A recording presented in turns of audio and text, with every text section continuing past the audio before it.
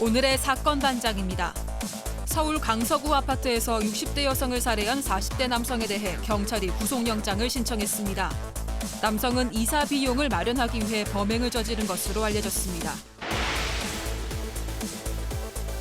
속옷 형태의 짧은 하의를 입고 부산 시내 거리를 활보한 40대 남성이 벌금형을 선고받았습니다. 남성은 자신의 복장에 대해 패션이라고 주장했습니다. 40대 여성이 직장 동료였던 남성의 집에 몰래 침입해 집안일을 반복하다 경찰에 체포됐습니다. 여성은 남성의 거부에도 불구하고 집안일을 계속한 것으로 조사됐습니다.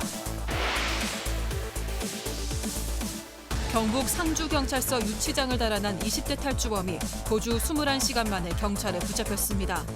남성의 탈주를 도운 조력자도 붙잡았습니다. 뾰로롱! 아유, 안녕하십니까. 양지열 변호사님.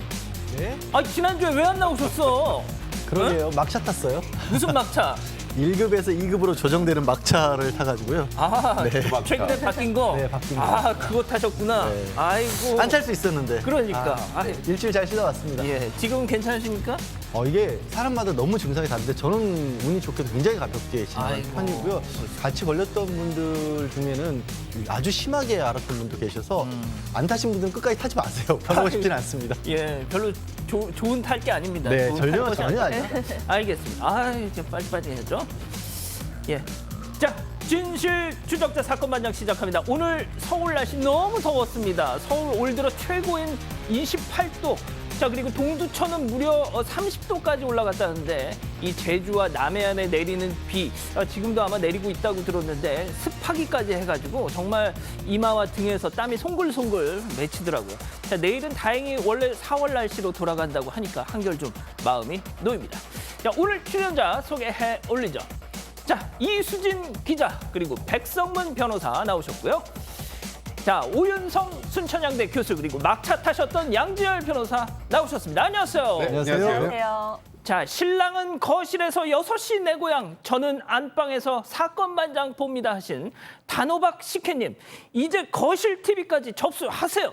예, 동생, 딸, 사위 모두 변호사라서 사반 보면서 가족들끼리 토론을 벌인답니다 하신 칠레 산티아고의 클라우디아 하님. 자, 척추 수술 받고 사반 보면서 회복합니다 하신 김성희님 빨리 쾌차하시고요. 자, 오늘 54번째 생일입니다. 몸이 안 좋은 엄마를 위해서 취준생 아들이 멋진 생일상을 차려줬네요 하신 통키님. 아, 생신 축하드리고요. 효자 아들 두셔서 좋으시겠습니다. 저 고3입니다. 오늘부터 시험이에요. 응원해 주세요 하신 박소연님. 전교 1등 꼭 하세요. 자, 경기도 광주 성혜님, 그리고 김영자님, 김유선님, 유수님, 기부천사님 모두 사랑합니다. 재미는 물론 의리로 함께하는 6시 내 고정 사건 반장. 대한민국과 전 세계 동포 가족 여러분의 시선을 모아서 출발합니다.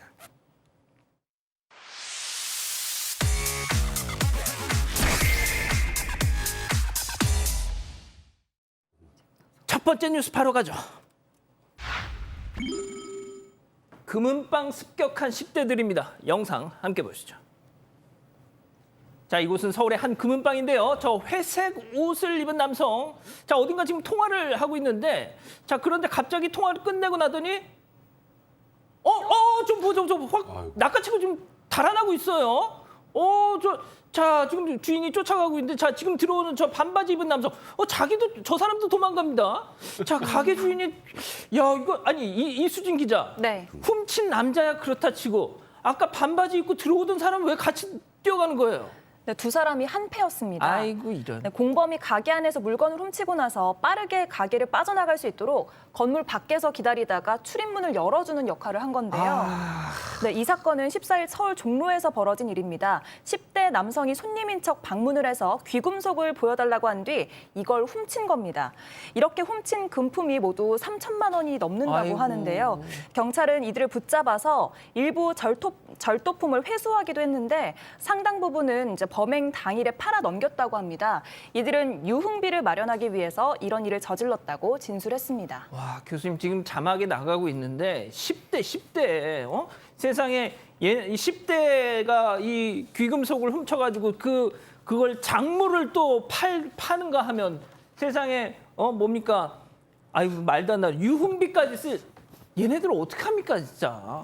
그 동네 그 친구 사이라 그러는데 아이고 참 좋은 친구라고 제가 생각이 되네요. 저게 이제 부모들이 오게 되면 이런 얘기해요. 너 왜 얘랑 사귀냐고. 또 이쪽 부모는 오게 되면 너 왜 얘랑 사귀냐고. 그런데 이 대부분의 기금속 상점이 절도 피해를 막기 위해서 버튼식 자동문을 설치해 놓거든요. 그러니까 이제 누르게 되면 문이 슬쩍 열리기 때문에 천천히 열리니까 시간이 소요되는데 이미 사전 정찰한 것 같아요.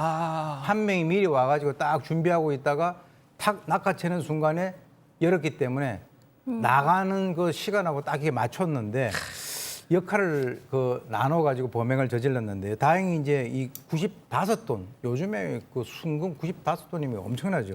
예. 65돈은 팔아치웠고 나머지 이 30돈 같은 경우는 도주를 하다가 바닥에 떨어뜨린 것을 아이고. 한 시민이 그걸 주워서 종로위가 지구대에 다행히 인계를 해서 회수를 한 그런 상태입니다. 예. 알겠습니다. 두 번째 뉴스 이어가죠. 갑자기 돌진 후 도주입니다. 자, 영상 함께 보시죠. 자, 이곳은 아파트 단지인데요. 차량이 우회전을 하고 있는데 그대로 쿵! 뭐야 이거? 지금 막 연기가 나고 있어. 연기가 나고 있는데 자, 사고 낸 차량 그대로 도주를 뒤로 후진을 하더니 자, 그러더니 지금 블랙박스가 있는 오토바이가 저 차 어디 가는 거야 하면서 지금 쫓아갑니다. 자, 그런데 지금 주차돼 있던 다른 차를 쿵 하더니 또 앞으로 갑니다. 이제는 또 그냥 가요. 자, 오토바이 운전자가 저 달려가는 차량 야, 너 어디가 하면서 지금 쫓아가고 있는데 그 모습 잠깐 보고 가시죠. 아저씨 사고 내놓고 처리를 하셔야지요. 괜찮으세요?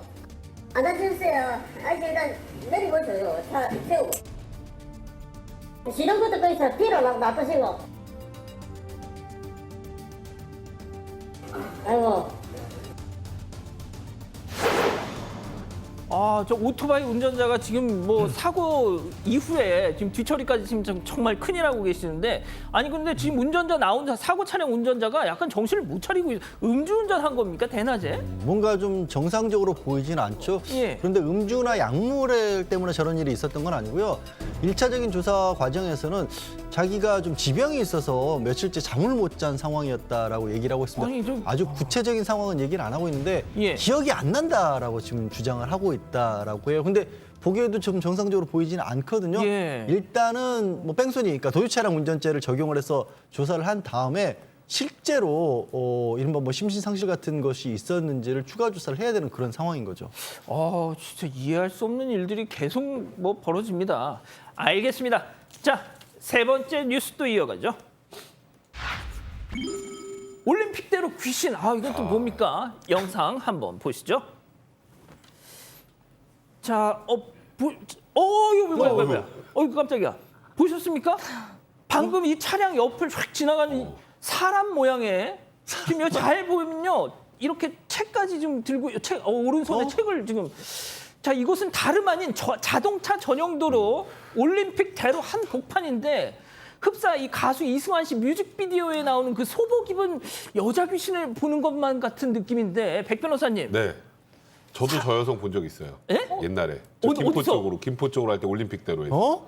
이건 무슨 그러니까 처음이 아닐 거예요, 아마 이 여성이. 아니 그러니까 이거 저는 그때는 갓길에서 걷는 걸 진짜로 봤어요. 그래서 저 너무 이분을 위험한 보셨다고요? 같은 분으로 추정돼요. 그러니까 원래 자주 저기 나오신다고는 하더라고요. 저 여성이 이제 분홍색 패딩을 입고 지금은 진짜 위험하게 차량이 다니는 사이를 지금 걸어가고 있는 거잖아요. 근데 올림픽대로는 다 아시겠지만 저렇게 우리가 보이는 사람이 저 옆으로 지나갈 수가 없는 도로죠. 자동차 전용 도로니까. 아니 잠깐만요. 죄송합니다. 네. 백 변호사님 진짜 저분을 네, 저 진짜 본 것 같아요. 그러니까 동일이겠죠. 귀신 아니에요? 본 거? 귀신 아니고 저분이 아니, 백 변호사가 본 귀신이 거. 아니면, 저도 낮에 봤거든요. 그러니까 저게 만약에 저녁이면 정말 당연하죠. 아니고 저 여성이 너무 위험할 텐데 어. 지금 사실 저 상황에서 저렇게 다니다가 교통사고라도 나게 되면 저 여성은 어디다 하소연도 못 해요. 너무 이게 자동차 무서워. 전용도로잖아요.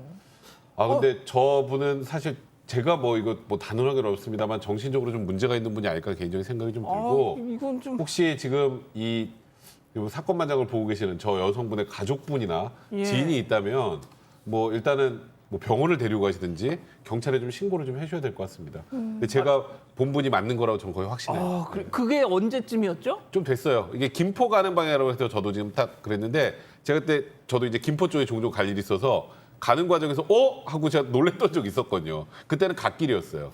그때 좀 찍어가지고 좀 사건 반장에 좀. 제가 그런 또 운전해야죠. 그 찍다가 사고를 그렇죠, 어떻게 해요? 운전에 집중하셔.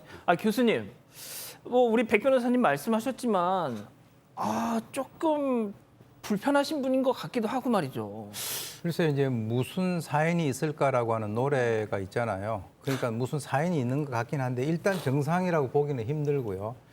저는 이렇게 생각을 합니다. 저 사람이 밤에 저러지 않고 낮에 다니는 것은 무슨 이유가 있지 않을까. 예. 왜 그러냐면 처음에 이 사람이 어떤 이유로 한번 저렇게 해봤는데 차들이 알아서 피해가잖아요. 낮이니까. 예. 그리고 이제 자신 때문에 깜짝깜짝 놀라고 하는 그런 모습을 혹시 이 사람은 그 반응을 보고 있는 것은 아닐까라고 하는 생각도 들어요.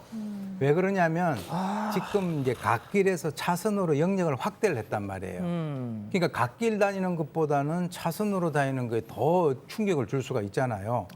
그러니까 진짜 저 상황에서 이제 사고가 발생하면 이제 운전자들 같은 경우는 정말 그 낭패를 보게 되는데 제가 볼 때는요, 이 올림픽 대로에서 이제 어떤 저런 식으로 낮에 다닌다라고 하면 저걸 그냥 놔두는 것이 아니라 뭔가 어떤 그 사법 처리를 하거나 뭔가 어떤 조치를 갖다 하지 않고 우리가 그냥 이 사건 반장에서 저렇게만 보도를 하는 것은 적절치 않다. 그러니까요. 예, 뭔가 어떤 조치가 있지 않으면 예. 더 큰 사고가 발생될 수 있는 가능성이 있다라고. 그러니까 저분 본인과 또 올림픽대로를 지나는 차량 운전자들을 위해서라도 분명 어떤 조치가 좀 있었으면 좋겠습니다. 자, 네 번째 뉴스 바로 또 이어가죠. 야속한 안전거리 미확보입니다. 영상 함께 보시죠. 자, 차선 바꿔서 지금 2차로로 달려가고 있는데 갑자기 차가 멈췄어요. 왜 멈춰? 왜? 파란불인데. 아이고 무단횡단. 아이고 양 변호사님. 이 아줌마 지금 어머 어떻게 하고 지금 가고 있어 그냥. 저 아주머님이 사실은 사고 원인자예요. 사고를 일으키신 거나 마찬가지인데 이 뒷차량이 그러니까 블랙박스 찍고 있었던 차량이 3.5톤 화물 트럭이라고 하거든요. 그 큰 차들이 급정거를 못 하지 않습니까? 예. 이 정지거리가 필요한 상황이어서 좀 억울하다면 억울할 수 있는 상황이 됐어요. 왜냐하면 이 현행 교통법규상 어쩔 수 없이 이런 경우에도 안전거리 미확보, 또 전방주시 태만 이런 것들이 적용될 여지가 있거든요. 예. 근데 지금 앞차는 어쩔 사람이 오니까 멈추는 것도 필요한데 하여튼 저 아주머님 저대로 그냥 저 처벌 받아야 될 것 같은 그런 상황이네요. 손해배상 책임도 일부 있어 보입니다. 그렇군요. 알겠습니다. 이번엔 다른 급정거 영상 준비했는데 함께 보시죠. 자, 잘 달리고 있습니다. 자, 그런데 갑자기 브레이크 갑자기 이것도 쓰네. 왜 쓰지? 파란불인데 앞에 차도 없는데 왜 갑자기 서? 왜? 아니, 지금 저희가 60km 도로에서 한 60km 정도로 가고 있는데 예. 자세히 보시면 저 왼쪽에 빨간색 경차가 살짝 들어오려고 그러죠. 지금 조금 넘었네. 근데 그래도 그냥 가면 돼요. 예. 근데 저기서 저 차 때문에 섰다는 거예요.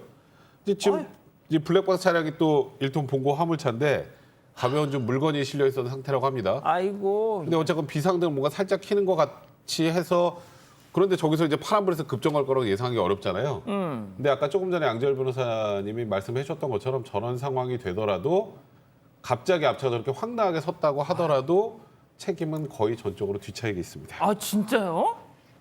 전 진짜 그런 것 좀 바꿨으면 좋겠어요. 알겠습니다. 마지막 픽 이어가시죠. 지하철에 나타난 대가족입니다. 영상 함께 보시죠. 자, 대가족의 정체 바로 오리였습니다. 그런데 여기가 말이죠, 지하철 역사 아닙니다. 알고 보니까 이제 막 태어난 새끼들 그리고 어미 오리가 저렇게 종종 걸음으로 가고 있던 거죠. 자, 지하철역 안으로 들어온 건데 자, 직원들 그리고 직원들의 도움을 받아서 지금 엘리베이터 안으로 들어와서 저걸 타고 지상으로 올라온 다음에 인근 하천으로 돌아갔다는 아주 훈훈한 뉴스인데 네. 야, 이게 뭐라고 이걸 또 뉴스라고 지금 보도하냐 하실 텐데 네.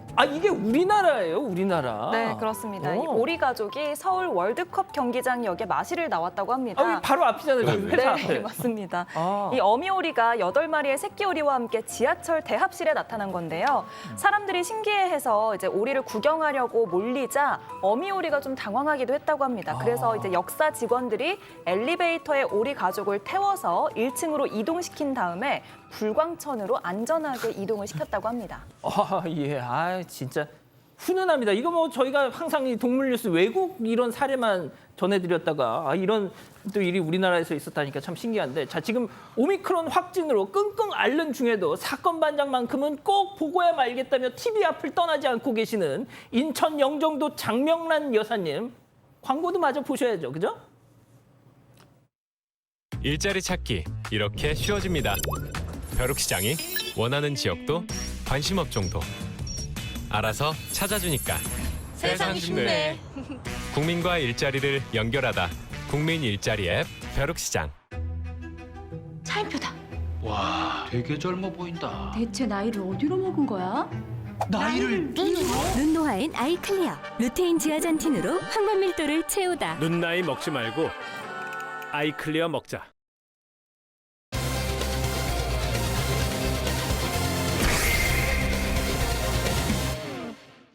서울 강서구 아파트에서 60대 여성을 살해한 40대 남성에 대해 경찰이 구속영장을 신청했습니다. 남성은 이사 비용을 마련하기 위해 범행을 저지른 것으로 알려졌습니다. 사건의 전말을 파헤쳐 봅니다. 자, 어제 저희가 짧게 전해드렸는데 네. 간단하게 좀 정리를 다시 한번 해주시죠. 네, 지난 22일에 강서구의 한 아파트에서 60대 여성이 숨진 채 발견이 되는 일이 있었습니다. 당시 피해자는 손과 발이 뒤로 묶인 상태였는데요. 범인은 40대 이웃 남성이었습니다. 범행을 저지르고 도주했다가 어제 새벽에 모텔에서 검거가 됐는데요. 이 남성은 임대 아파트 이사 비용을 마련하기 위해서 범행을 저지른 걸로 알려졌습니다. 자, 백 변호사님, 네. 경찰 추적을 따돌리려고 나름 머리도 쓰고 했어요. 그래도 금방 잡힙니다, 이렇게. 지금 이 남성은 말씀하셨던 것처럼 범행을 저지르고 나서 바로 도주해서 택시를 갈아타고 모텔에 이제 은신을 한 건데 이게 한 번 택시 타고 어디 모텔로 간 게 아니고요. 경찰 추적을 따돌리려고 택시를 여러 번 갈아탑니다. 아하. 여러 번 갈아타고 거기다 모텔도 세 곳을 옮겨서 이렇게 저렇게 은신해 보려는 치밀함을 보였습니다만 CCTV 수사 저렇게 하면 당사자만 특정되면 뭐 저렇게 아무리 치밀해 보이게 도주를 해도 지금 끌려 나오잖아요. 예, 검거된다는 걸 단적으로 보여준 사건입니다. 자, 양 변호사님, 참 이게 돈을 노린 범행이었는데 참 허망합니다, 이 내용이. 그 내용이 지금 이해가 잘 안 가요. 왜냐하면 이 남성 어머니하고 같이 살았다고 하는데 어머니가 아까 임대 아파트라고 그랬잖아요. 임대권이 어머니한테 있었던 거예요. 그러면 어머님이 돌아가시는 바람에 이제 임대권이 사라졌기 때문에 이사를 가야 될 상황이었다는 거죠. 근데 이사 비용이 없으니까 직업도 없고 딱히 모아둔 돈도 없으니까 평소 알고 지내던 이웃 피해자를 골랐다라는 겁니다. 돈이 많아 보인다는 이유로. 그렇게 해서 범죄를 저지르고 사람 목숨까지 빼앗은 다음에 결국에 가지고 나간 게 현금하고 거품 한 50만 원 가량을 챙겨서 나갔던 겁니다. 저는 제가 이 사건 보면서 너무 황망했던 것이 나이 40이 넘도록 엄마가 갖고 있는 그 노모가 갖고 있는 임대권 그 임대 아파트에 얹혀 살다가 노모가 돌아가시니까 이제 나가야 될 때가 되니까 그 이사 비용 마련하겠다고 이웃을 살해했습니다, 이게. 예? 사실 이제 이 사람이 얘기하는 것은 그 주위 사람들이 이제 주로 폐지를 주워서 생계를 이어왔다 이 피해자가 그렇게 이제 알려져 있는데 피해자가 말이죠. 네, 피해자가요. 예. 그래서 이제 그 이웃들에 따르게 되면 이 피해자 같은 경우는 사실은 뭐 경제적으로 어려워서 그렇게 한 것이 아니라 그냥 운동 삼아 용돈이나 벌려고 그렇게 했었다. 근데 이제 주위 사람들이 이제 다른 매체들과 인터뷰한 내용들을 보게 되면은 뭐 사실 주위 사람들 같은 경우는 뭐 다른 사람들 말하기 좋아하지 않습니까? 근데 이제 아마 이 그 피해자 같은 경우는 자녀들이 다 독립을 해서 집을 나갔대요. 그리고 뭐 자기들이 잘 알아서 잘 살고 있으니까 저 집은 돈 쓸 일이 없겠네. 뭐 이런 식으로 이제 그 얘기를 하다 보니까 돈 쓸 일이 없으면 현금이 많겠네. 이렇게 돼버린 거예요. 그게 이제 이 40대 남성이 그 얘기를 듣고 그렇다면 내가 뭔가를 좀 이렇게 돈을 이렇게 손에 쥐려면 저 사람을 범행 대상으로 삼아야 되겠다. 이렇게 생각을 한 것 같은데요. 실제로 남에게 돈이 좀 많은 것으로 비춰지는 것만으로도 살인 범죄의 피해자가 되는 그런 그 현실이 상당히 무섭습니다. 이 60대 어르신에 대해서 피해자에 대해서 주변 이웃들이 많이 안타까워하고 있다고 들었어요. 네, JTBC 취재진이 피해자 주변의 여러 이웃들을 만나봤는데요.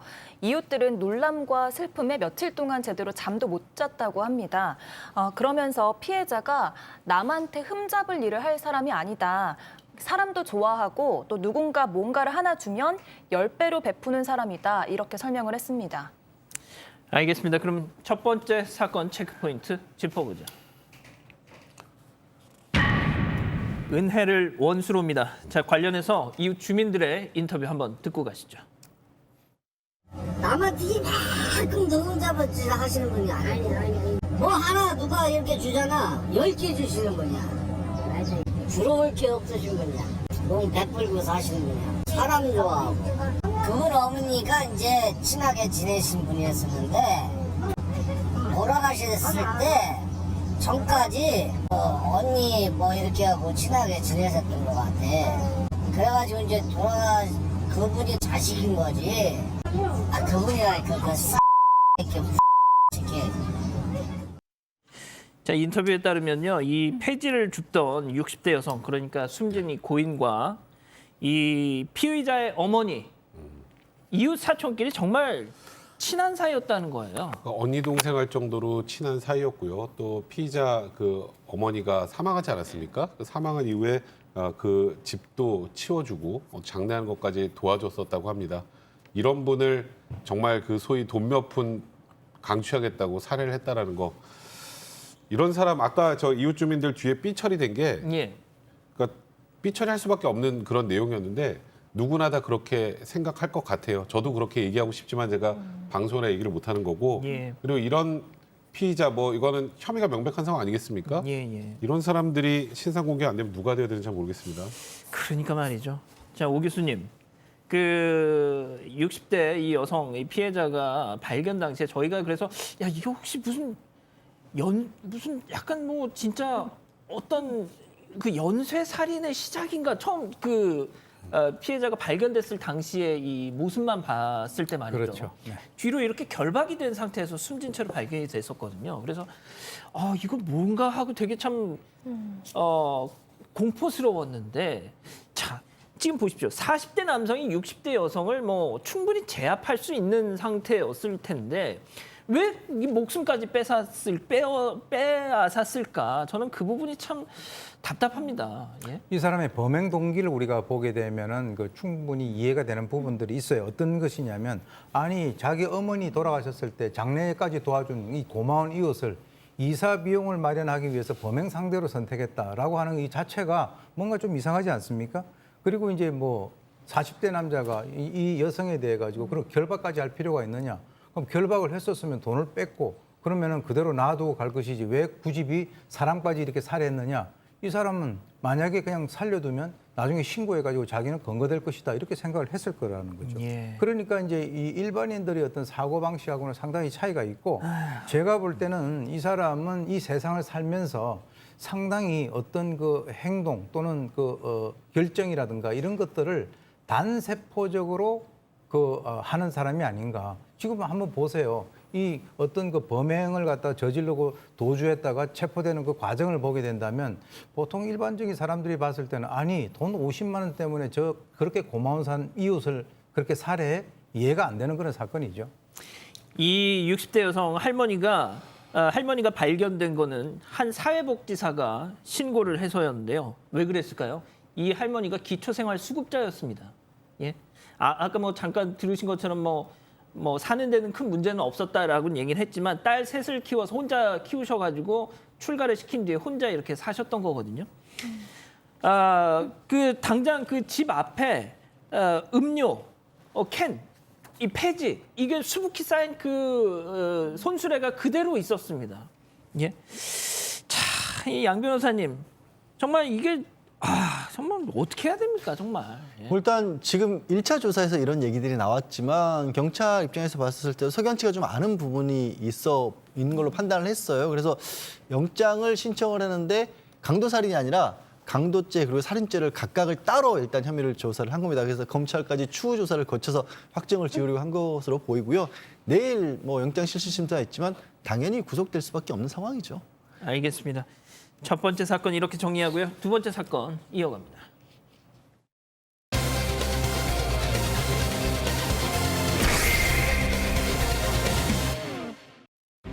속옷 형태의 짧은 하의를 입고 부산 시내 거리를 활보한 40대 남성이 벌금형을 선고받았습니다.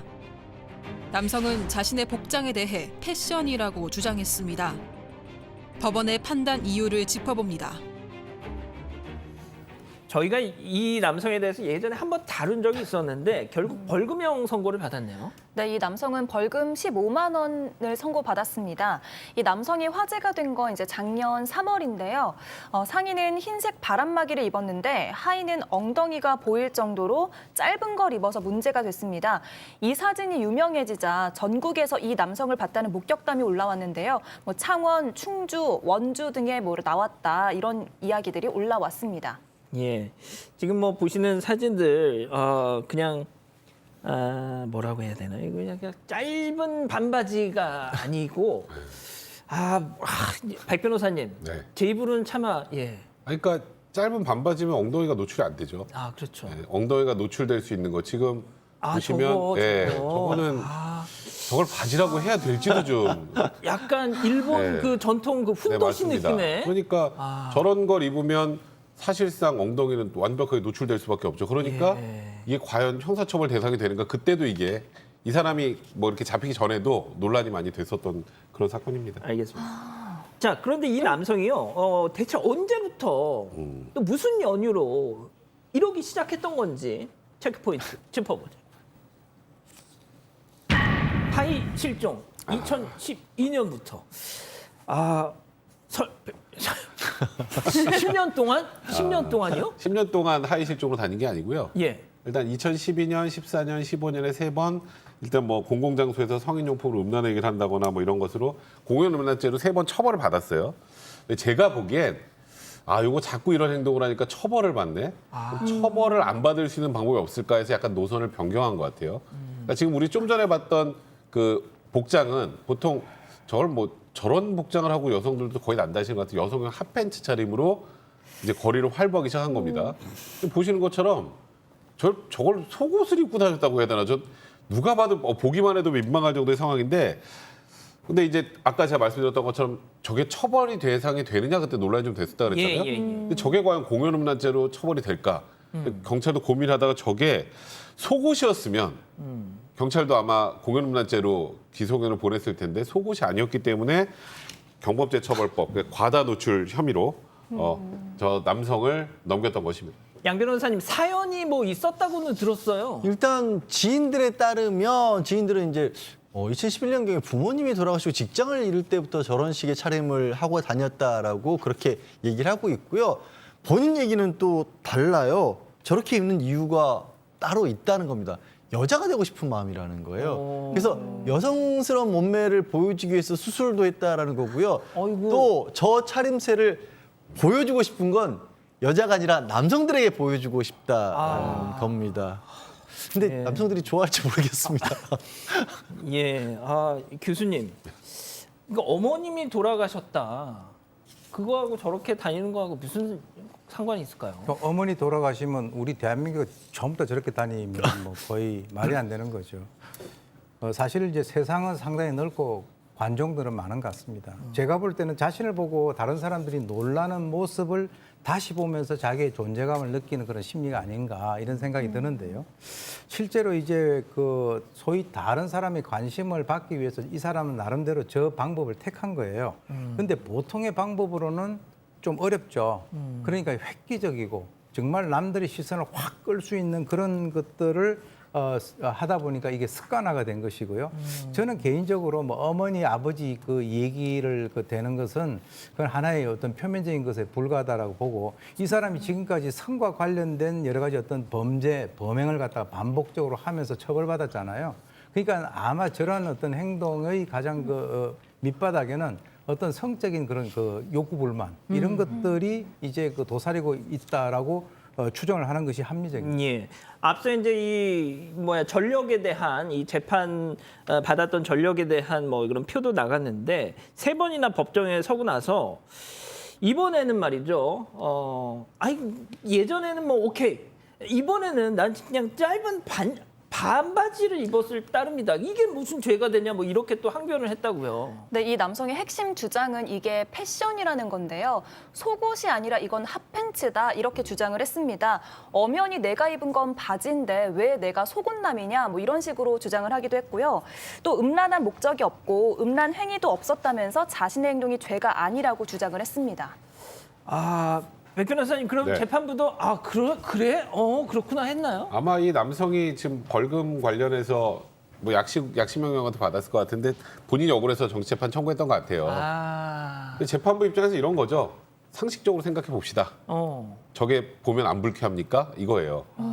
그러니까 저렇게 하고 다니는 사람 거의 본 적 없죠. 본 적 있어요? 없죠. 없죠. 그러니까 재판부 입장에서 그거예요. 저는 말 그대로 공개된 장소에서 본인이 뭐 엉덩이를 이렇게 대외적으로 노출하면서 다른 사람 보기에 나쁘끄럽게 만들고 불쾌감을 줬기 때문에 이거는 경범죄처벌법상 과다 노출에 충분히 해당할 수 있다.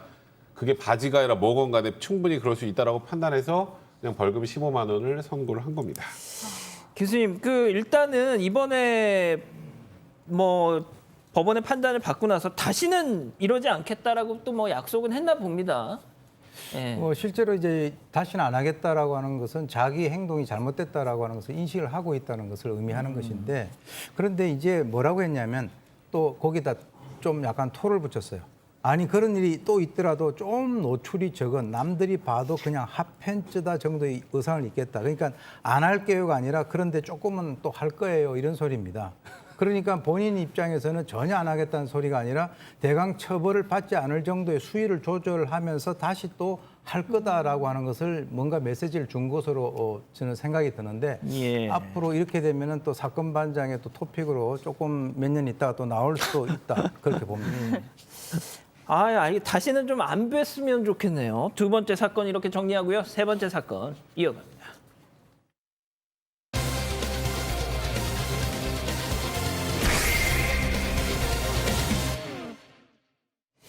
제가 정말 수많은 이 사건을 좀 소개해드렸지만 이런 스토킹 좀 생경합니다. 대체 어떤 얘기인지 백다희 아나운서 통해서 들어보시죠. 40대 남성은 오래전 직장 생활을 함께했던 여성과 연락을 주고받다가 최근 가까운 사이로 발전하게 됐습니다. 그런데 어느 날부터 남성에게 이상한 일이 벌어지기 시작했습니다. 일을 마치고 집에 돌아오면 마치 누가 다녀간 것처럼 청소는 물론이고 냉장고에는 이렇게 새로 만든 반찬이 가득했습니다. 알고 보니 여성이 말도 없이 집을 드나들면서 집안일을 해주고 있었던 건데요. 이 사실을 알아차린 남성은 더 이상 집에 오지 말라며 여러 차례 거부도 해봤지만 이를 무시하면서 계속 찾아왔다고 합니다. 대체 여성은 왜 이런 행동을 했던 걸까요? 자, 이거 참 이게 뭐가 문제라고 생각하실 수도 있습니다만 듣다 보시면 그래 이것도 문제이겠구나 하실 겁니다. 이번 사건 체크포인트 짚어보죠. 공포의 우렁각시. 자, 이 기자는 그 우렁각시 그 얘기 알죠? 네, 알죠. 네. 그 이제 20대 농부가 혼자 농사를 하다가 농사 잘 지어서 이거 뭐 수확하면 뭐 하나 이거 누구랑 먹고 같이 먹고 살 사람도 없는데 그랬더니 어디서 나랑 먹고 살면 되지 뭐 이런 어디서 이 소리 어디서 나서 딱 우렁이 딱 그래서 지금 생각해 보면 좀 공포스럽기도 한데요. 그렇죠. 약간 네. 전설의 고향 느낌인데. 네, 맞습니다. 아무튼 네. 스토커. 이 두 사람이 15년 전 직장에서 만났다고 하는데요. 처음에는 연락만 좀 주고받다가 3년 전부터는 좀 왕래가 잦았다고 합니다. 그런데 지난해 말부터 이 여성의 이상 행동이 시작이 된 건데요. 남성의 집에 몰래 들어가서 반찬을 해놓거나 또 청소를 하면서 남자를 기다렸다고 합니다. 이게 총 6번이나 된다고 하는데요. 뿐만 아니라 남성에게 연락을 강요하기도 했다고 합니다. 이게 진짜 만약에 그 양 변호사님 이건 아니잖아 진짜. 누가 왔는데 다녀갔는데 뭐 싫은 사람인데 그러니까 뭐 아주 뭐 관계가 좋은 것도 아니고 싫은 사람 내지는 뭔가 와서 반찬만 해놓은 게 아니라 집안에 청소한다고 집안 구석구석을 만약에 뒤지고 내 속옷도 빨아서 다 빨아서 정소해놓고 그러면 이게 되게 기분이 이상할 것 같지 않아? 석 달 사이에 소름 6번을 끼쳐. 그랬다라는 예. 거예요. 그리고 그래서 오지 말라 그랬더니 또 여기서 이 여성의 대답이 가관이었습니다. 오지 마. 나 좀 싫어. 그랬더니 너 몸이 허해서 그러는 것 같아. 보약 좀 먹자. 아, 남자 몸이 화할 거. 그러니까 저러면서도 막 우편물도 보내고 전화로 연락도 하고 하니까 남성 입장에서 점점 좀 무서워지기 시작하는 거죠. 그렇죠. 영화 미저리가 딱 그런 거잖아요. 예, 제가 그 영화 제목이 지금 기억이 안 나서. 아, 그 얘기 하시려고 그랬구나. 네. 아니, 근데 교수님, 이게, 뭐랄까요. 그러니까 저희가 그런 경우 있잖아요. 영화 미저리가 약간 그런 느낌인데, 너 막 싫다고 하면은, 아유, 좋으면서 막, 그러면 더 막 이렇게 하는 거. 예. 그러니까 자기가 이 혼자만의 상상의 나래를 펴는 거죠. 난 너의, 동반자야, 배우자야, 뭐 이런 건가요, 이거? 만약에 우리가 이제 상상을 해봤을 때 본인이 좋아하는 그 여성이 와서 이렇게 해주면은 이거는 뭐 정말 이런 그 행운이 없는 거죠. 근데 인생의 불행 중에 하나가 늘 자기가 좋아하는 사람은 상대가 싫어하고 내가 싫어하는 사람은 또 좋아하는 거. 이게 이제 인생의 불행 중에 하나인데 제가 볼 때는 이 여성의 입장에서는요. 언젠가는 어떤 그 이렇게 정성을 기울이면 자기의 진실을 알아주지 않을까 이렇게 생각을 했던 것 같아요. 그런데 그거는 남성의 심리를 잘 모르고 하시는 소리입니다. 이렇게 하게 되면 남성들은 진저리를 쳐요.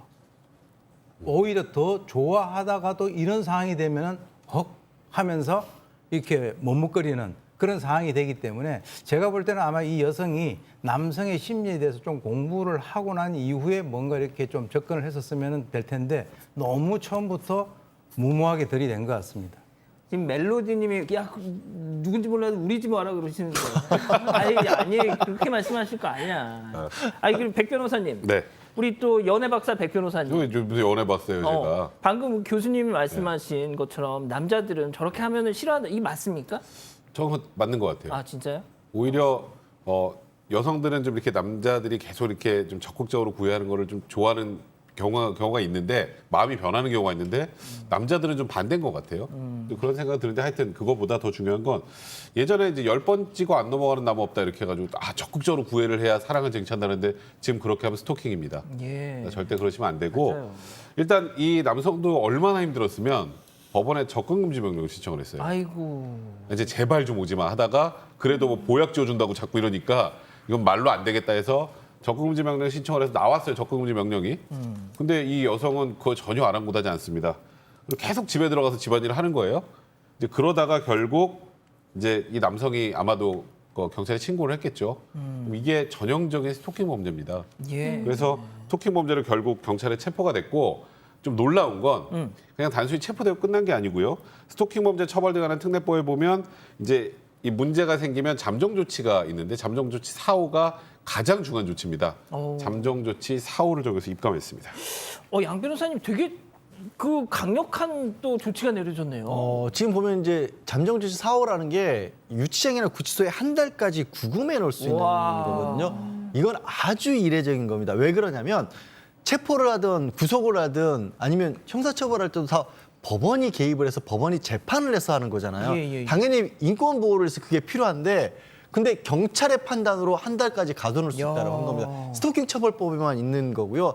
그만큼 경찰이 판단을 했었을 때 이거는 이렇게 하지 않으면 무슨 상황으로 발전할지 모른다라는 판단을 한 거예요. 가장 결정적인 건 법원에서 접근금지 명령이 내려졌는데도 불구하고 그것까지 위반해가면서 이렇게 계속해서 접근을 했기 때문에 일단 임시조치로 가둬놓은 상황에서 설득을 하고 이거를 다시 반복하지 않겠다라는 걸 좀 확인을 받기 위한 조치인 겁니다. 아니 백 변호사님 네. 어제 그 스마트 도어락에 밀가루 뿌려가지고 네, 지문 이거 이거. 했던 그 사람이 임의 동행해가지고 유치장에 하루 재우지도 않고 그냥 귀가 조치했는데 아니 이 경우는 왜 이렇게 또 세요? 그러니까 여기는 이게 행위가 계속 반복됐고 1, 2회가 아니라 계속 반복됐고 접근금지 명령을 받은 경우 이후에도 그걸 완전히 무시하고 계속 똑같이 뭐 집안일 하면서 했기 때문에 그것 때문에 저는 이제 잠정 조치 4호까지 한 것 같고요. 근데 이제 문제는 지금 이 여성 접근금지 명령이 나왔는데도 아랑곳하고 계속 갔었잖아요. 예. 유치장에 갇혀 있다 나오면 어떡할까요? 또 갈 또 가능성이 갈 것 많습니다. 같아요. 예. 그렇기 때문에 경찰은 이제 해제가 됐는데도 또 계속하면 이제 처벌의 수위가 중요해질 수 있다. 그렇게 얘기를 하면서 지금 스토킹 처벌에 관한 특례 보면 3년의 징역형이나 3천만 원의 벌금형이 처해질 수 있는데 이제 저는 사실 좀 걱정되는 건 이건 제 걱정입니다. 예. 이 여성이 지금은 애정 표시를 하면서 계속 집안일을 치워주고 왔지만 예. 이게 감정이 아예 극악으로 변경될 수도 있어요. 영화 그래서 미저리가 그렇잖아요. 저는 그래서 이 남성이 상대적으로 뭐 여성보다 강자라고 하더라도 이 남성에 대한 보호도 분명히 필요하다는 생각이 듭니다. 자, 교수님, 이거 중요합니다. 자, 이 남성이요. 당장 우리 가족 여러분들도 그 말씀하셨어요. 비밀번호 바꾸면 되잖아. 자, 그런데 집 잠금 장치를 바꾸거나 이걸 피하지를 않았다는 거예요. 그래서 이 남성도 이제 스토킹 피해자인 것은 확실한데 저도 이제 의문이 가는 게 아니 이게 비번을 알려줘서 이게 우렁각 씨를 들어오게 했나? 아니면 우렁각 씨가 뭐 어디 뭐 무슨 고양이 같이 이렇게 아래로 이렇게 들어왔나 이렇게 생각을 했는데요. 이 남성의 그 자택 문에 잠금 장치가 안 걸려 있었대요.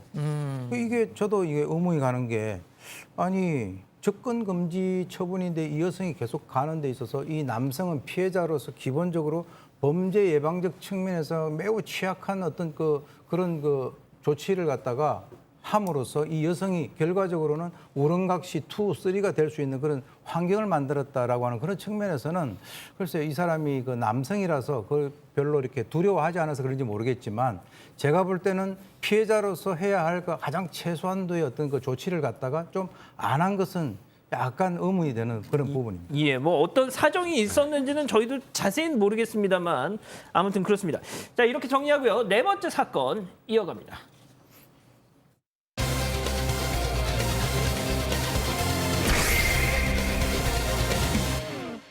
경북 상주경찰서 유치장을 달아난 20대 탈주범이 도주 21시간 만에 경찰에 붙잡혔습니다. 남성의 탈주를 도운 조력자도 붙잡았습니다. 검거 과정을 따라가 봅니다.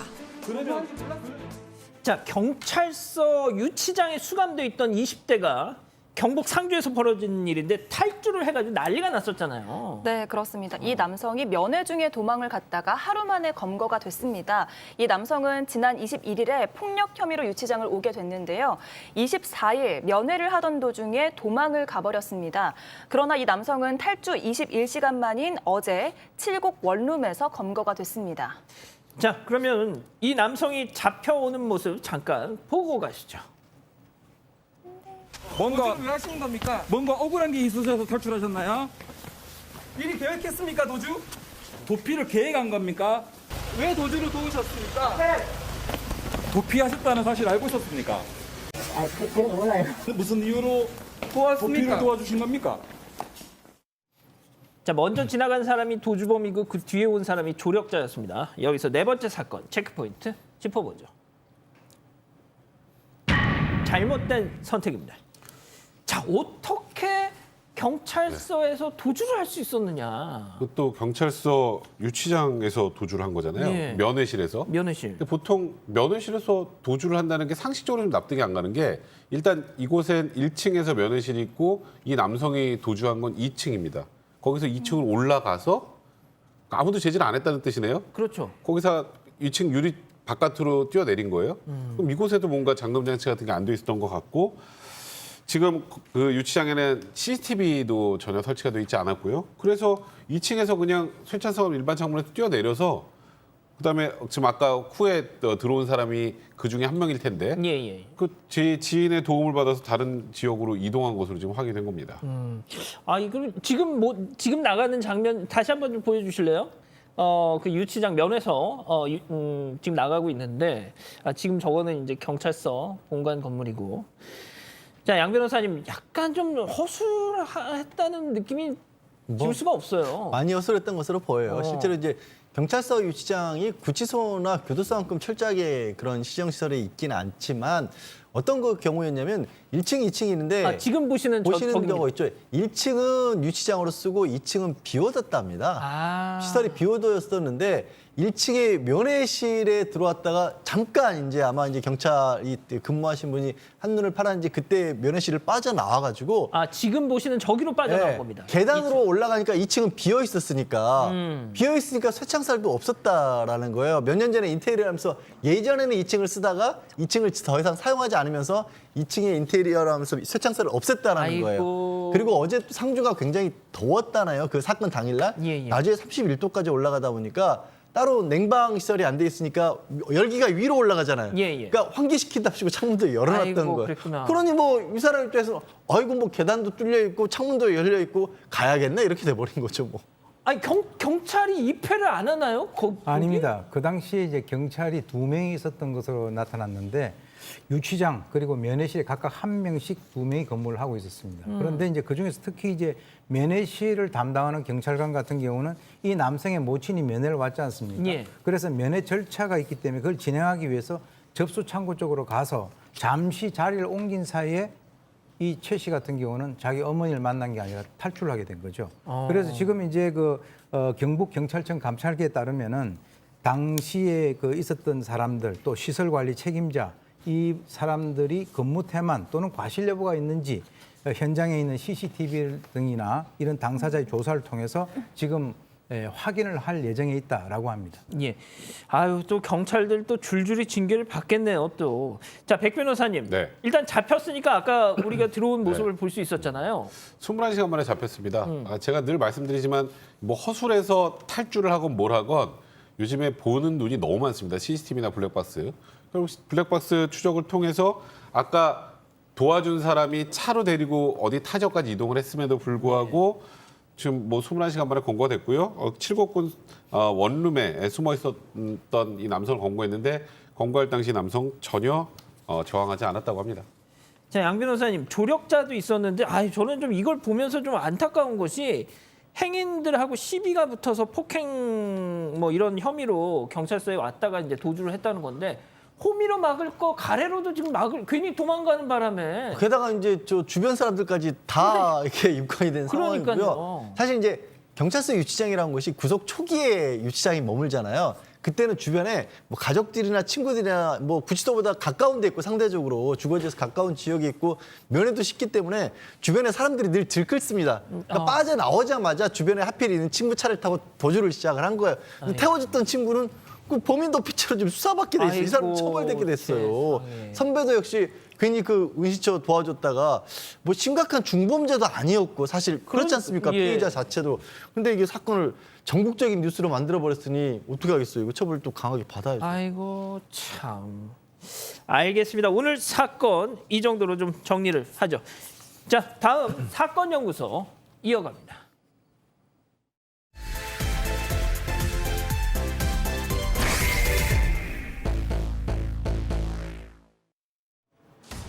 추적추적 비가 내렸던 2012년 9월의 어느 새벽, 대구 동부경찰서 유치장은 정막이 감돌았습니다. 그 시간 유치장 이불 속에 누워있던 남성이 눈을 번쩍 떴습니다. 주변을 살핀 남성 최 씨는 이불 안에 책과 베개를 넣어 사람이 자는 것처럼 위장하고 그 다음 철창 쪽으로 슬며시 다가왔습니다. 그리고는 온몸에 연고를 바르기 시작했는데요. 잠시 후 최 씨는 유치장 철창 아래 작은 배식구로 얼굴을 들이밀었습니다.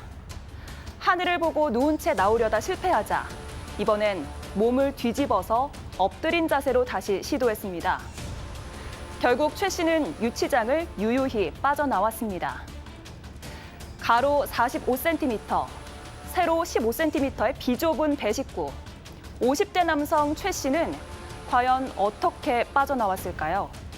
오늘 사건 연구소는 배식구 탈주 사건을 짚어봅니다. 자, 방금 저희가 유치장 탈주 사건을 전해드렸잖아요. 그래서 오늘 사건 연구소에서 이 배식구 탈주범 이걸 저희가 준비해봤는데 이미 우리 가족 여러분들은 그 통아저씨 사건 하면서 지금 다들 알고 계세요. 진짜 진짜 대단하십니다 정말. 자, 그런데 이 최모 씨 방금 배식구 그 모습도 잠깐 나왔는데 진짜 이걸 또 뚫고 가네. 네, 그렇습니다. 최 씨가 탈주하는데 딱 3분이 걸렸는데요. 이렇게 몸을 배식구로 통과시켜서 나오는 데는 딱 40초가 걸렸다고 합니다. 낮은 자세로 그 다음에는 10여 미터를 기어서 복도를 빠져나갔고요. 최 씨는 이후에 창문을 통해서 빠져나왔는데 이렇게 빠져나오는 게 겨우 1분 걸렸다고 합니다. 그래서 전체 탈출 시간이 3분 정도 걸렸다고 전해졌습니다. 예, 그러니까 통아저씨가 이걸 했다는 게 아니고요. 좀 유사하다 이런 차원에서 그런 표현이 붙은 건데, 아니 변호사님, 전 뭐. 아니 우리 백 변호사님 머리도 안. 저 팔도 좀 힘들 것 같아요. 팔도. 팔도 좀 힘들 것 같은데 저 당시에 뭐 경찰이 근무 태반이었다는데 이거 절로 나올 거란 걸 예상이나 했겠습니까? 그분들은 징계하면 안 돼요. 그러니까요. 근데 이 최 씨가 키는 165에 굉장히 마른 몸의 소유자였다고 하는데 아까 뭐 우스갯소리로 통아저씨도 못 나온다고 하지 않았습니까? 예.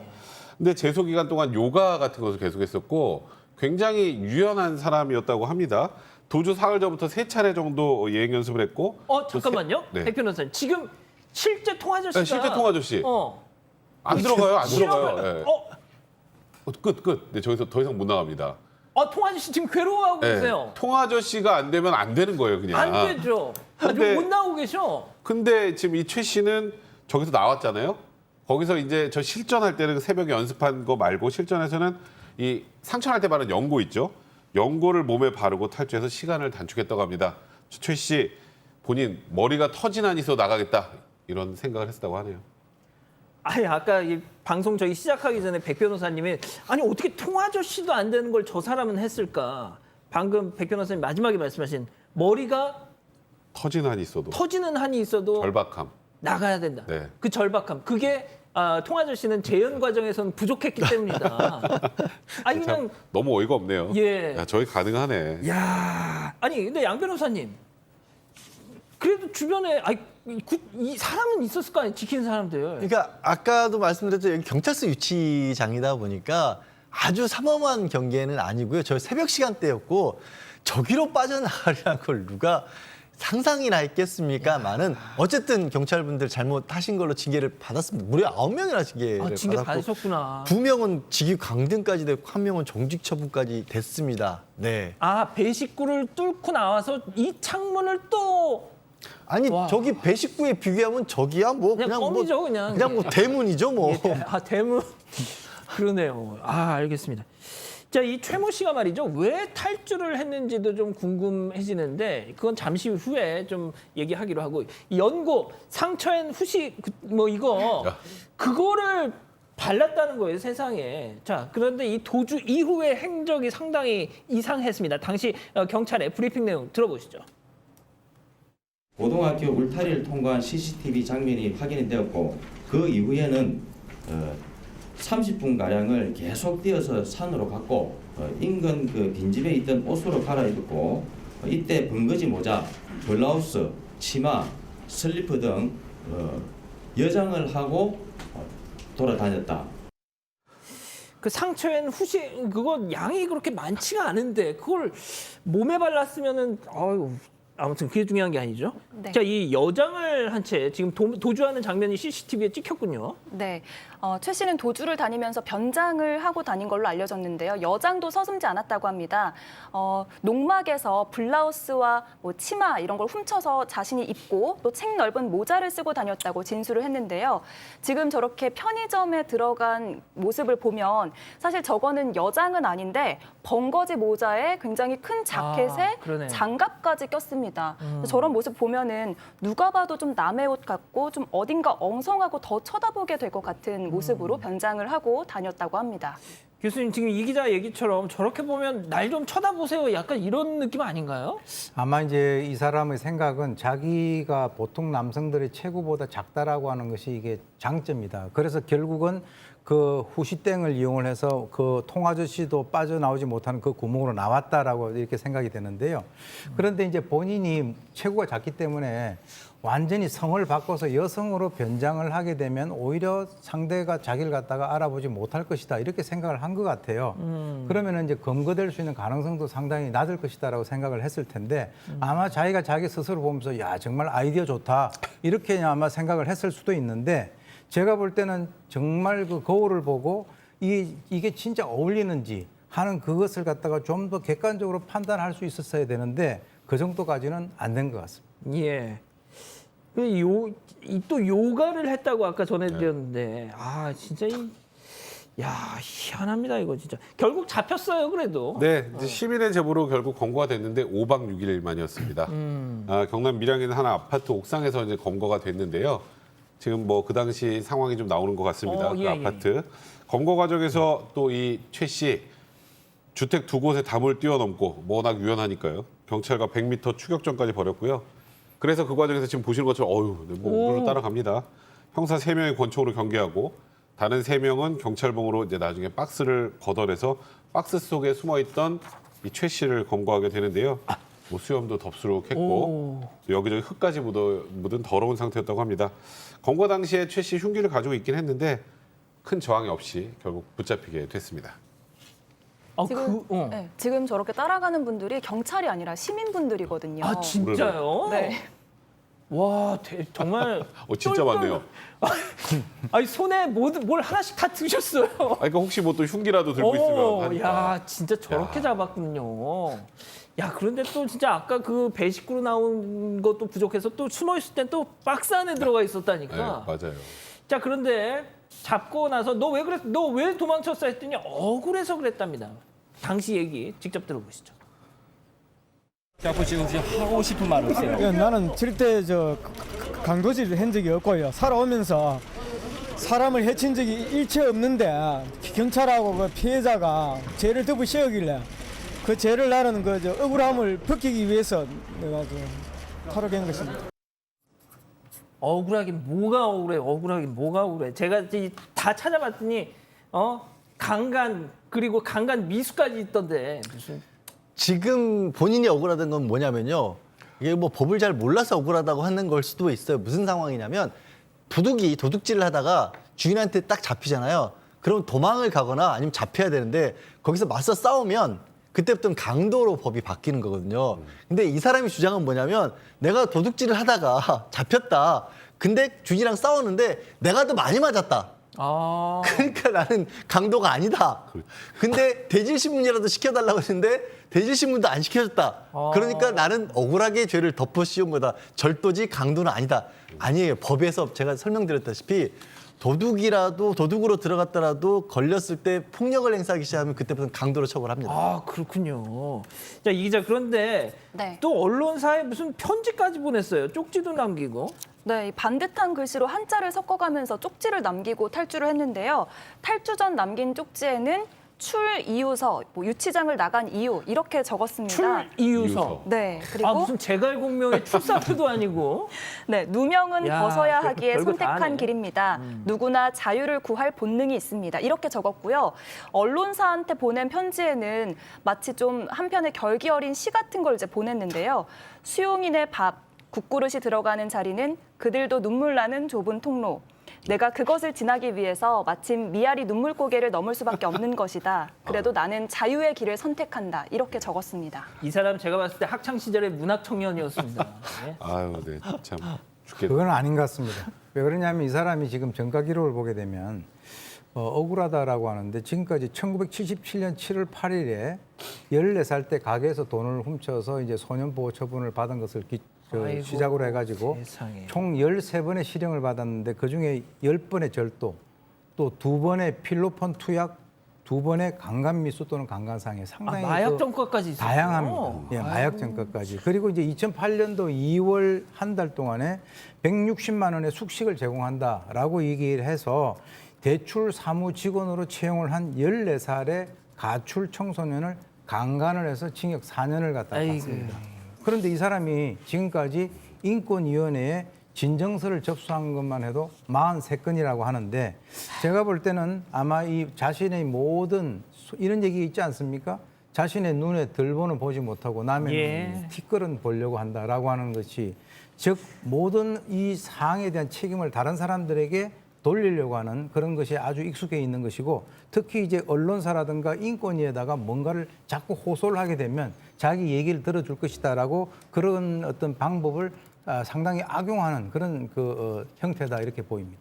자, 양 변호사님 그런데 이럴 줄 알았어. 이게 처음이 아니었어요 탈주가. 그러니까 유치장에서 탈주한 건 2012년이었고 이미 1990년에 호선버스 안에서 탈출한 적이 있었습니다. 진짜? 그때는 야. 포승줄에 묶였는데 포승줄을 풀고요. 그다음에 호선버스의 상살이 하나가 좀 흔들렸던 겁니다. 그래서 그걸 뽑아서 20cm의 틈을 만들어 놓고 그걸 또 뚫고 와. 나간 겁니다. 그런데 이 사람이 그때 호선버스에는 왜 타고 있었냐? 예. 지붕을 뚫고 들어가서 도둑질을 하는다고 걸려서 들어가 있었던 거예요. 그러니까 뭔가 뚫고 틈사기로 파고드는데 거의 전문이었던 겁니다.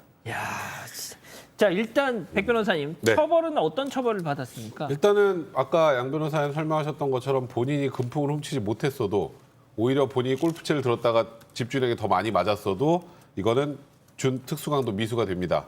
그리고 거기다가 이제 뭐 도주했으니까 도주죄까지 포함이 됐겠죠. 1심에서는 여러 가지 이유로 이제 징역 7년이 선고가 됐습니다. 이거는 뭐 누범 기간에 있었던 것 그리고 아까 보셨던 거 시민들 우르르 뛰어가는 거 보셨죠? 그러니까 온 사회적으로 이슈가 됐던 사회적 혼란을 야기했던 그런 그렇죠. 것들까지 이제 덧붙여져서 7년이 선고됐고요. 항소심에서는 1년이 감형돼서 징역 6년이 선고됐고요. 2018년에 출소했습니다. 자, 출소 이후에 정신 차리고 정말 자숙하면서 성숙한 이 시민으로서 살았느냐? 아니죠. 네. 네, 이 최 씨가 억울하다고 이제 호소를 해서 많은 사람들이 최 씨가 이제 출소 이후에는 범죄를 끊고 좀 새 사람이 되길 바랬었는데 그러지 못했습니다. 출소한 지 10여일 만에 대구의 한 요양병원에서 나체 상태로 난동을 부렸고요. 2019년에도 퀵보드와 휴대전화를 훔쳐서 징역 1년 2월을 선고받았습니다. 자, 2018년에 같은 방 재소자를 성추행했다는 의혹으로 교도소에서 징계 처분을 받습니다. 이 사람.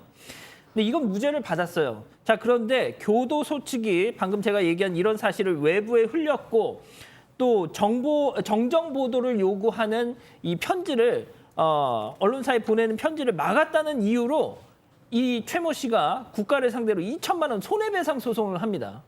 응? 물론 패소를 하죠. 이 최모 씨.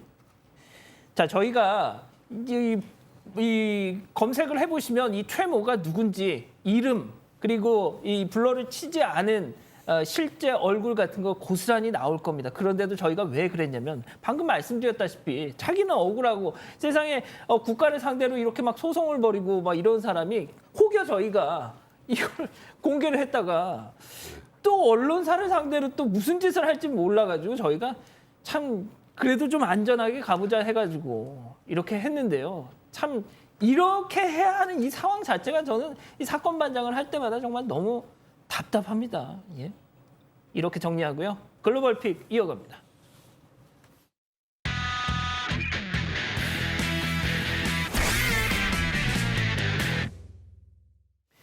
자, 첫 번째 픽 미국으로 가보시죠. 이거 뭐죠? 네, 가정집 거실에 개 한 마리가 있는데요. 개가 소파 위로 올라가더니 불안한 듯 주위를 둘러봅니다. 그때 갑자기 소파 위로 뭔가 날아오죠? 뭐예요? 네, 바로 고양이인데요. 고양이. 고양이가 소파 위로 뛰어오르더니 개에게 몸을 날린 겁니다. 지금 개와 고양이가 싸움을 벌이고 있는 건데요. 자, 개가 이렇게 반격을 하죠. 네, 고양이가 빠른 속도로 피했고 다시 이제 개에게 몸을 날리면서 공격을 이어갑니다. 뭐 이렇게 날아다녀 왜? 네, 공중으로 뛰어 올라서 저렇게 양펀치를 날리고 있는데요. 저렇게 멱살을 잡기도 합니다. 어지간하면 저렇게까지는 안 싸우는데. 네, 이게 정식으로 몸싸움을 벌이는 건 아니고 장난을 치고 있는 거라고 하는데요. 저 둘은 알고 보니까 이 집에 함께 사는 반려견과 반려묘라고 합니다. 집사가 출근한 사이에 개와 고양이가 너무 심심하게 지내는 거 아닐까라고 생각하고 홈스 카메라를 설치했다고 해요. 그랬더니 저렇게 싸움을 하면서 장난을 치고 있었던 거죠. 기우였군요. 네, 그렇습니다. 집사는 자신이 개와 고양이가 낮잠이나 자면서 지루한 시간을 보낼 거라고 예상을 했는데 출근하고 저렇게 10분 만에 액션 영화 한 편을 찍었다 이렇게 SNS에 공개하기도 했습니다. 그렇군요. 자, 두 번째 픽 몰디브로 가보시죠. 이거야. 네, 뱀상어인데요. 거대한 뱀상어 한 마리가 바닷속을 헤엄쳐 오더니 자, 이 모습을 촬영하고 있던 카메라를 덥석 물어버렸습니다.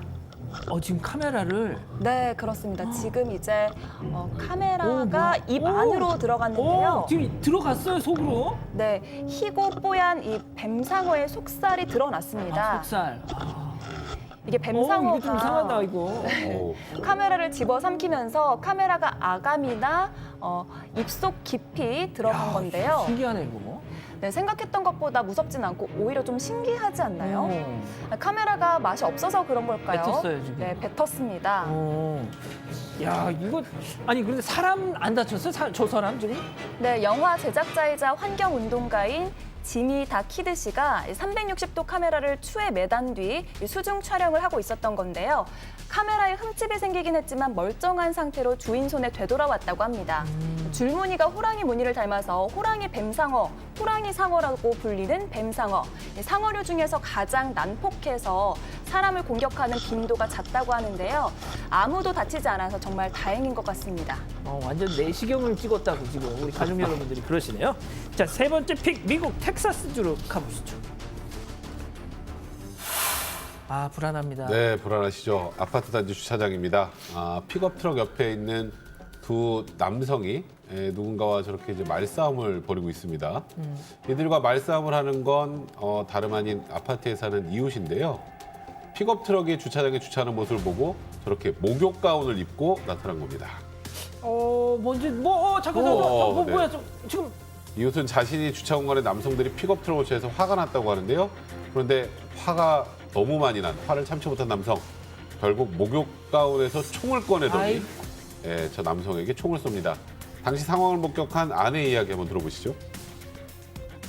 It was just the worst feeling ever, and to see him on the ground, and he was looking at me, and I got in front of him, and I also started screaming, "Stop!" 저 남편은 어떻게 됐어요? 네, 몸통에 보시는 것처럼 총을 맞았어요. 애기 안고 안과 있는데. 결장, 네, 췌장 등의 상처를 입었다고 하는데요. 아직 총알이 그의 몸속 안에 있는데 다행히 병원에서 회복 중이라고 합니다. 한편 이 남성에게 총을 썼던 이 가해자, 목욕 가운을 입고 있었던 이 치명적인 무기를 사용한 가중폭행 혐의로 경찰에 체포됐습니다. 가해자는 최근 우리 돈으로 1억 8,800만 원을 내고 풀려난 것으로 알려졌습니다. 참 그냥 여창 그냥 쏘니까 진짜. 예? 자 다음은 최근 온라인에서 화제가 되고 있는 영상 함께 보시죠. 뭐 날라옵니다 분명. 오늘 자동차 블랙박스에 찍힌 영상인데요.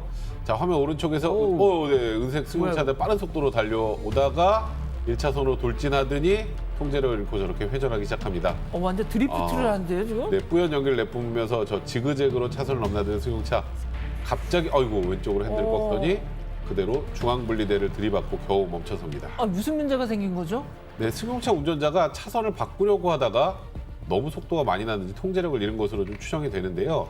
이 모습을 목격한 차량 운전자는 현재 언론과 인터뷰에서 사고를 눈앞에서 목격하고 깜짝 놀랐다. 승용차에 타고 있던 사람들이 괜찮은지 확인하려고 다급하게 차를 세웠다고 말했습니다. 저 승용차에 타고 있던 사람들은 괜찮은가요? 네, 당시 승용차에 두 사람이 타고 있었다고 하는데요. 좀 황당한데 목격자가 차 안을 확인해 봤더니 상태가 모두 괜찮았다고 합니다. 그런데 어찌된 일인지 이 두 사람이 웃고 있었다고 합니다. 뭐 약한 거 아니에요? 네, 이후 플로리다 고속도로 순찰대가 사고 현장에 출동을 했는데요. 승용차 운전자 이미 차를 몰고 가버린 후였습니다. 이 고속도로 순찰대는 해당 차량이 당시 길거리 경주를 하다가 이런 사고를 낸 것으로 추정된다고 밝혔습니다. 영화 이 분노의 질주가 여러 사람 좀. 예, 알겠습니다. 다섯 번째 픽 호주로 가보시죠. 네, 도로에 카 퍼레이드 행사가 열렸는데요. 차에 탄 사람들은 모두 검은색 가발을 쓰고 선글라스를 쓴 것도 물론 공연용 의상을 입었습니다. 어디선가 좀 많이 본 듯한 모습인데요. 예. 자, 모두들 로큰롤의 제왕 엘비스 프레슬리로 분장을 한 겁니다. 오늘 무슨 날인가요? 네, 엘비스 페스티벌이 열렸기 때문인데요. 매년 호주에서는 엘비스의 생일인 1월 8일을 전후해서 엘비스 축제가 열린다고 합니다. 팬들은 축제 기간에 수도 시드니에서 이곳 뉴사우스 웨일스까지 특급 열차를 타고 온 뒤 엘비스의 추억을 되새기는 각종 행사를 치른다고 합니다. 근데 지금 4월이잖아요, 4월. 네, 코로나19 바이러스 확산으로 축제가 2년 동안 중단이 됐었는데요. 바이러스 확산세가 잠잠해지면서 이번 달에 축제가 정상적으로 열리게 된 겁니다. 오랜만에 열린 축제에 2만 5천 명이 이곳을 찾았다고 합니다. 참가자들의 이야기 잠깐 들어보시죠. Well, entertain the fans. When you sing a song and you're a genuine Elvis fan, really reacts to that and enjoys it. That's It's basically been an absence of 2 years, really, with COVID and all the rest of it. Fantastic for the town. Great to see people back, and boosting the local economy. Plus, getting back to a bit of normality as well. 네, 엘비스 프레슬리가 세상을 떠난 지 45년이 지났지만 팬들의 열정은 그대로인 것 같습니다. 자, 마지막 픽 인도로 가보시죠. 자, 인도 어느 은행인데요. 문이 열리더니 갑자기 유리문을 부수고 뭐야, 뭔가 이거? 들어옵니다. 뭐야, 이거? 자세히 보니까 굴착기인데요. 야, 굴착기 한 대가 뭐야, 또? 유리문을 완전히 부수고 은행 안으로 들어온 겁니다. 아니, 뭔 또 은행에 굴착기가 들어와. 네, 삽을 위로 높이 들어올리는 굴착기의 모습이 위협적인데요. 자, 굴착기가 그대로 앞으로 나가더니 삽으로 ATM 기계를 짓누르기 시작합니다. 아유, 세상에. 처음에는 굴착기가 ATM 기계를 부수려는 건가 싶었는데 무언가 좀 이상하죠. 굴착기가 ATM 기계를 아예 뜯어가려는 것 같습니다. 저 뭐야 이거? 그 딱 찍어가지고 갖고 가려고? 네, 맞습니다. 굴착기를 사용해서 은행 내부에 침입한 건 도둑무리였다고 하는데요. 이들은 먼저 굴착기로 벽에서 ATM 기계를 뜯어냈고요. 자, 그리고 ATM 기계를 바닥에 완전히 눕힌 뒤 삽으로 끌어당겼습니다. 저 안에 돈이 얼마나 들어있었대요? 네, 우리 돈으로 4,400만 원가량이 들어있다고 하는데요. 하지만 도둑들이 이 기계를 열지 못한 걸로 알려졌다고 합니다. 이들이 사용했던 굴착기 또한 인근 주유소에서 훔친 걸로 드러났는데요. 이후 도둑무리가 경찰에 잡혔는지 아직 알려지지 않았습니다. 예. 아유, 알겠습니다. 자, 오늘도 사연 전해드려야죠. 오늘 사연은 사반 가족 정구인님인데요. 중학교 1학년생 따님과 함께 찍은 사진을 보내주셨어요. 보여주시죠. 자, 지난 16일 따님 생일 축하를 부탁하셨었는데 따님 사진을 안 보내주셨길래 제가 다시 부탁을 드렸더니 어제 보내주신 겁니다. 구인님 왈 사춘기 딸한테 산책 나가서 사진 한 방 좀 찍자고 말하는데 정말 온갖 비위를 맞추느라고 저는 너무너무 힘들었습니다. 양 기자님 결혼 안 하신 거 부러워요 하셨어요. 양 변호사님, 변호사님도 비슷한 나이 연령대 따님이 있잖아요. 조금 많은데요.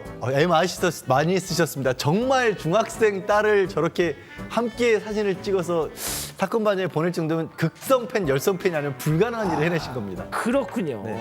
아무튼 알겠습니다. 저희가 함께 모녀지간에 영화 한 편 보시라고 메가박대응 관람권 보내드릴게요. 자, 사랑하는 사건 반장 가족 여러분, 오늘도 편안하고 행복한 저녁 되시고요. 이어지는 뉴스룸까지 쭉 정주행 부탁드립니다. 저희는 내일도 별이 6개 저녁 6시에 다시 옵니다. 자나깨나 오미크론 조심. 안녕히 계십시오.